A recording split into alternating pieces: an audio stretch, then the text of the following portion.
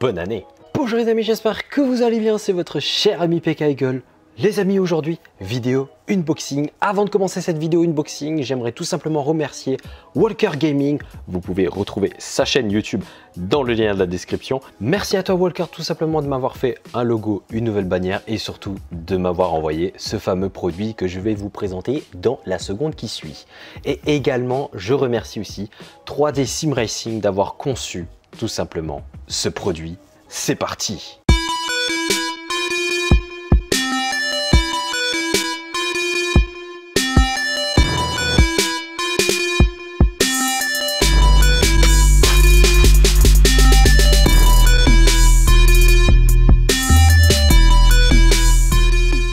Concernant l'esthétique du produit, je vous avoue qu'il en jette pas mal. J'aurais peut-être préféré, je te conseille peut-être 3D Sim Racing, si tu regardes cette vidéo, je te conseille tout simplement peut-être de faire une boîte plus rectangulaire pour gagner en place. Parce que je te montrerai tout à l'heure que voilà, j'ai dû moduler pas mal mes profils aluminium pour mettre ma boîte en H et également ma boîte séquentielle.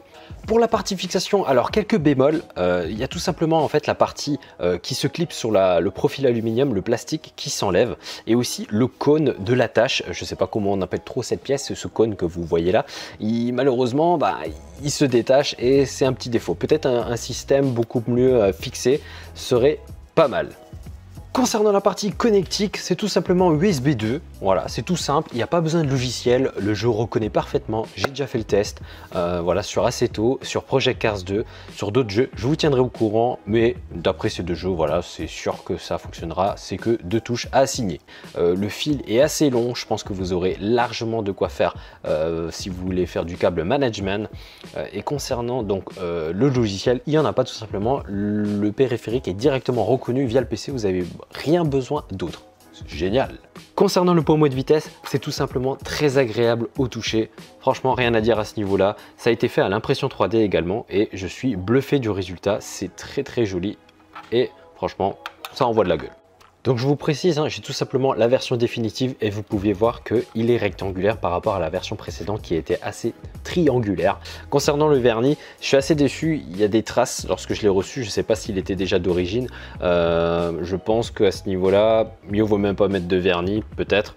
Parce que voilà, il y a pas mal de traces, même en dessous. Il y a des genres de griffures. Bon, après tu vas me dire, je regarde jamais en dessous.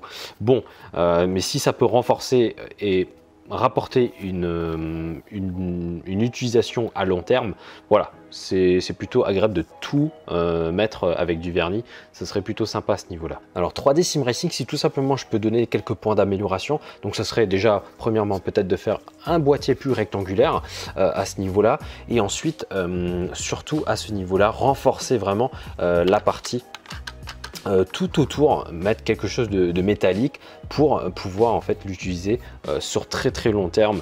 Je pense que voilà, ce shifter a beaucoup de potentiel, il a beaucoup de perspectives aussi d'évolution et je te conseille d'en faire très bon usage. Allez les amis, on part pour le test, c'est parti!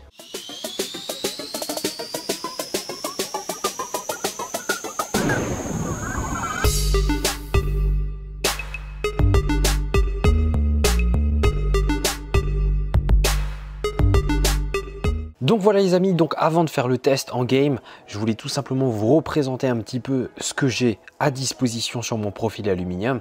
Donc j'ai tout simplement la boîte TH8 que j'ai dû rabaisser un petit peu pour en fait intégrer la boîte séquentielle de chez 3D Sim Racing. Comme tu peux le voir, la boîte est quand même assez imposant. C'est pour ça que je demande tout simplement un boîtier rectangulaire pour quelque chose du coup comme ça je pourrais le remonter un petit peu et le mettre bien à côté du frein à main. Le frein à main Fanatec avant, il était vraiment ici au niveau du siège, donc je l'ai déporté, je l'ai mis ici comme dans les voitures de rallye, donc du coup j'ai tout sous la main. Franchement je suis très content d'avoir reçu ce produit, tout simplement. Pourquoi? Je vais vous expliquer. À la base je voulais à l'avenir acheter chez Fanatec, donc la boîte séquentielle de chez Fanatec qui permet en fait de permuter de la boîte en H en la boîte séquentielle. Cette fois-ci je n'ai pas besoin, donc merci à toi Walker tout simplement et 3D Sim Racing de m'avoir fourni ce boîtier de vitesse, parce que du coup maintenant j'ai une boîte en H, j'ai une boîte séquentielle, j'ai un frein à main. tout à disposition et j'ai plus besoin en fait de démonter ces 4 vis hyper chiantes à chaque fois quand je veux passer d'un mode à un autre. Je vous avoue qu'au bout de 2-3 fois, j'en ai eu tellement eu marre que je me suis dit tiens, je comptais vraiment m'en acheter un deuxième boîtier TH8, mais pour la peine, voilà, belle occasion que j'ai reçue. Merci à vous Walker et 3D Sim Racing. Maintenant, on passe sur la partie test. Let's go! Et voilà les amis, donc l'heure du test a sonné. Nous sommes avec la Ford Focus RS de Ken Block, tout simplement avec la boîte shifter de ces 3D Sim Racing. Et on va voir si elle fonctionne. C'est parti! 1, 2, 3. Oui, ça fonctionne plutôt bien. Regardez-moi ça. Ah, ça réagit plutôt bien. Marche arrière, ok. 1, 2, 3, 4. Ah, il n'y a pas de bug, hein. Voyons voir. Il n'y a pas de bug. Super! On verra sur long terme, mais là, aucun bug. Toutes les vitesses passent très vite. Ok. Ok, j'ai vais plus vite pour voir. Ok, tout est bien pris en compte. Bon, on démarre. On va démarrer un petit peu la voiture quand même. Ok.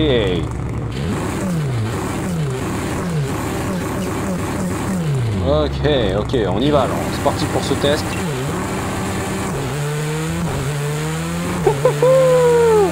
Qu'est-ce que ça fait du bien! Oh là là!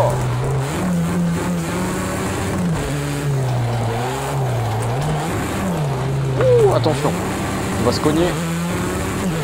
Nous sommes en Côte d'Azur.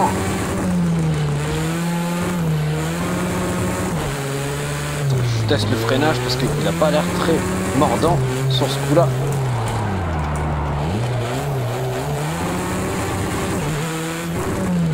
Oh, le frein humain est super haut en fait, je vais devoir le baisser un petit peu. Ouais, je viens juste à peine de modifier mon frein à main, donc du coup il est super haut en fait. Dans le jeu, il est bas.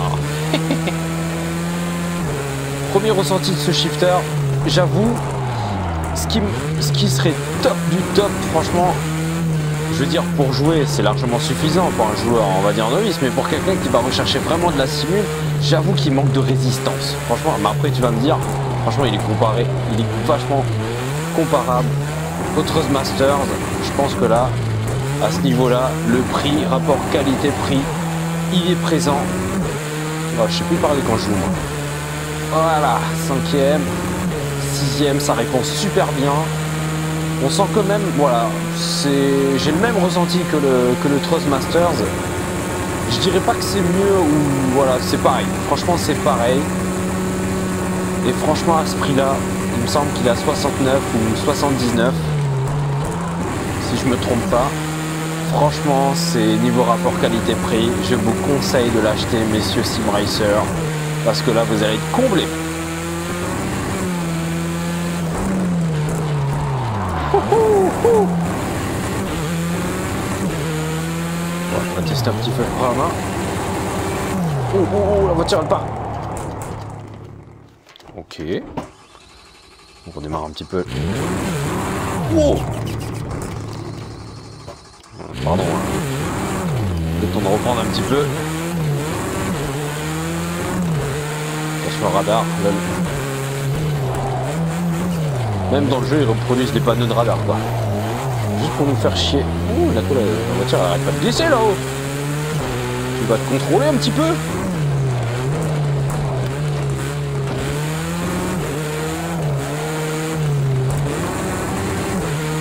Oh, je kiffe. Ah, que c'est bon. Là, je me cogne quand même, putain. Abusé, la voiture, elle glisse à mort. J'ai pas les bons pneus ou quoi?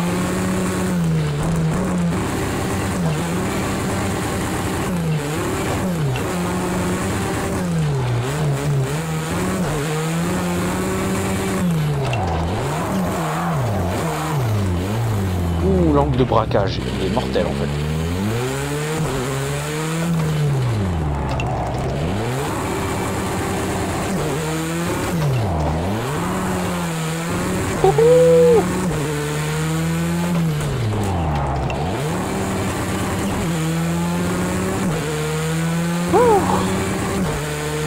Ça fatigue vite, hein. Ah, c'était génial, franchement. Et pour conclure les amis, Voilà, ce shifter m'a tout simplement convaincu, ce boîtier séquentiel est tout simplement extraordinaire. Franchement, il aurait dû sortir avant ma boîte de vitesse Thrustmasters et je l'aurais acheté directement parce que j'étais un grand fan lorsque j'ai commencé de drift avec boîte séquentielle, c'était le top lorsque tu regardais les vidéos de Ken Block, pouh, la folie. Et en tout cas, voilà, ça m'a convaincu. Pour 79 €, rapport qualité-prix, je pense que tu ne trouveras pas mieux dans le domaine du sim racing. Et franchement, pour quelqu'un comme moi, je ne me prétends pas joueur, on va dire intense, je joue pas tous les jours, on va dire je joue 2-3 fois par semaine, ce qui est moyennement correct, on va dire. Je pense que la boîte de vitesse risque de bien tenir quand même dans le long terme, juste déjà en premier ressenti. On verra, je vous ferai un bilan bien plus tard, peut-être dans un an, pour voir si la boîte de vitesse survit jusqu'à là. En tout cas, merci encore une fois à 3D Sim Racing et Walker. Les amis, les abonnés, n'hésitez pas à aller sur leur chaîne, abonnez-vous. Dans le monde du Sim Racing, il y a toujours de l'évolution et c'est ça que j'aime. Allez les amis, n'oubliez pas de lâcher un beau pouce bleu si tu as aimé cette vidéo unboxing et ce petit test. Et moi je te dis à la prochaine, c'était ton cher ami PK Eagle. Peace and game.